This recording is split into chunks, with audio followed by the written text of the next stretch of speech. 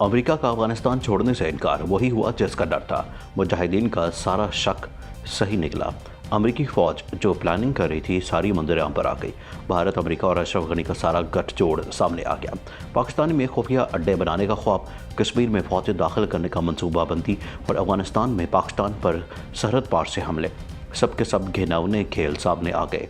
America की हमेशा की तरह डबल गेम खेलने की कोशिश, खित्ते में जंग के नए असरात मंडलाने लगे। पाकिस्तान के लिए गेम चेंज करने का वक्त आ गया। पाक फौज की जिम्मेदारियों में इजाफा, कमर बाजवा और इमरान खान में भी हंगामी मीटिंग, किसी भी शिद्दत पसंद को काम करने की इजाज़त नहीं दी जाएगी।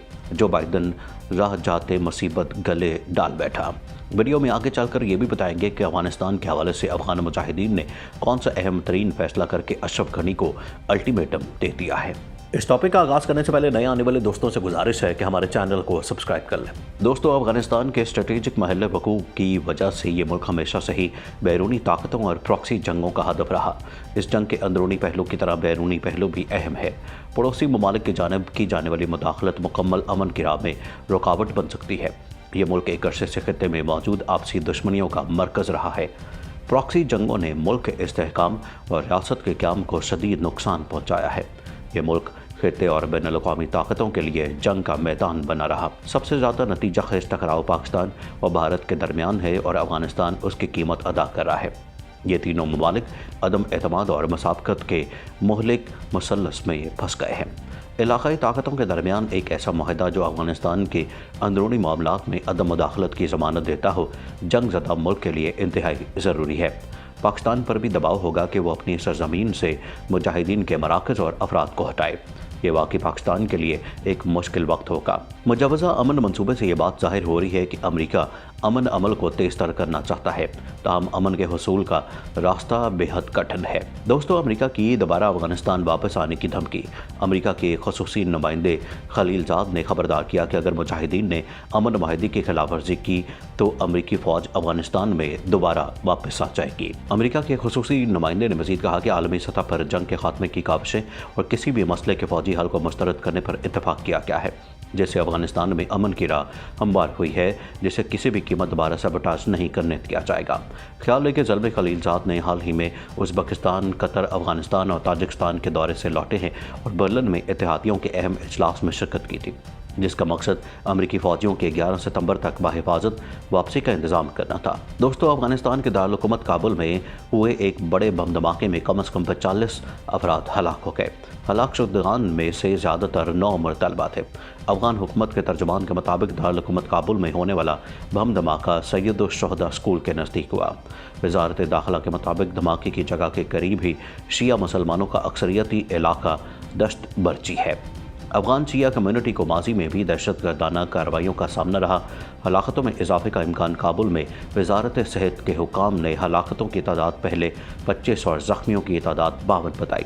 कुछ ही देर बाद हलाकतों की तादाद 40 हो जाने की तस्दीक कर दी गई। मकामी हस्पताल के ज़राए ने हलाकतों में मज़ीद इजाफे का खदशा ज़ाहिर किया है। आखिरी खबरें मिलने तक बम धमाके की जगह पर एम्बुलेंस मौजूद थी और ज़ख्मियों को हस्पताल पहुँचाया जा रहा था।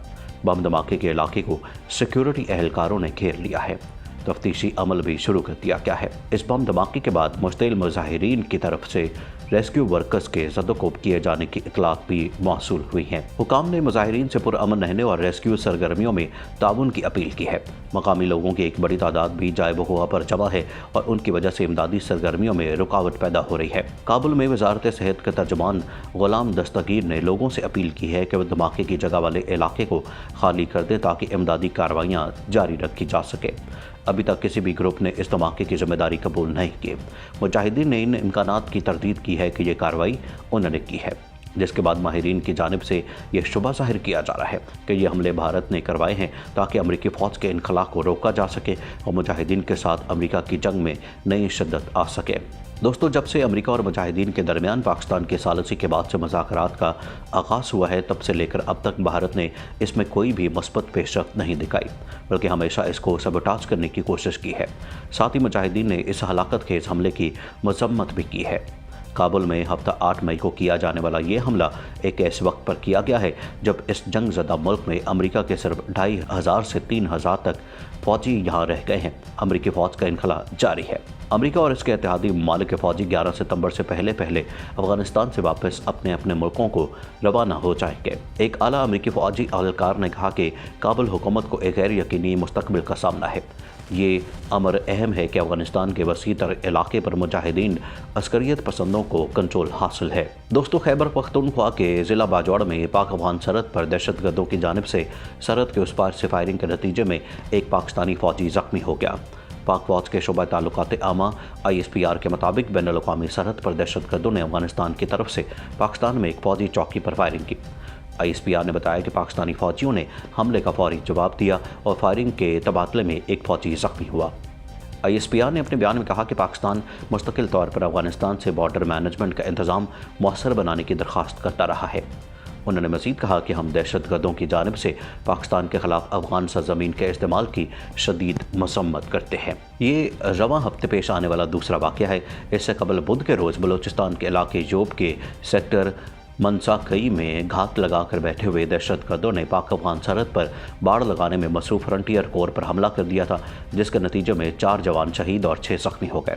اس حملے کے بعد افغان سفارت خانے سے کہا گیا کہ وہ متعلقہ حکام کو پاکستان کے تحفظات سے آگاہ کرتے ہوئے افغان سرزمین سے سرگرم دہشت گردوں کے منظم گروہوں کے خلاف مؤثر اقدامات اٹھائے اور ان پروٹوکولز پر عمل درآمد کرے جن پر دونوں فریقین نے اتفاق کیا تھا، اور مستقبل میں ایسے واقعات سے گریز کریں۔ گزشتہ سال اکتوبر میں سرحد پار سے دہشت گردوں نے باجوڑ میں پاک آرمی کی چوکی پر فائرنگ کی تھی، جس کے نتیجے میں ایک فوجی شہید اور ایک زخمی ہو گیا تھا، جبکہ اس سے 1 ماہ قبل بھی اس طرح کا ایک حملہ کیا گیا تھا جس میں ایک فوجی کی شہادت ہوئی تھی۔ امریکہ نے افغانستان سے اپنی فوجیں واپس بلانا شروع کر دی ہے، لہٰذا خدشہ ہے کہ اب تشدد میں اضافہ ہوگا اور تشدد کا یہ سلسلہ پاکستان سمیت پڑوسی ریاستوں میں بھی پھیل سکتا ہے۔ حالیہ ہفتوں میں افغان سیکیورٹی فورس کے 100 سے زیادہ اہلکار ہلاک ہونے کے بعد افغانوں کے خلاف تشدد میں تیزی سے اضافہ ہوا ہے۔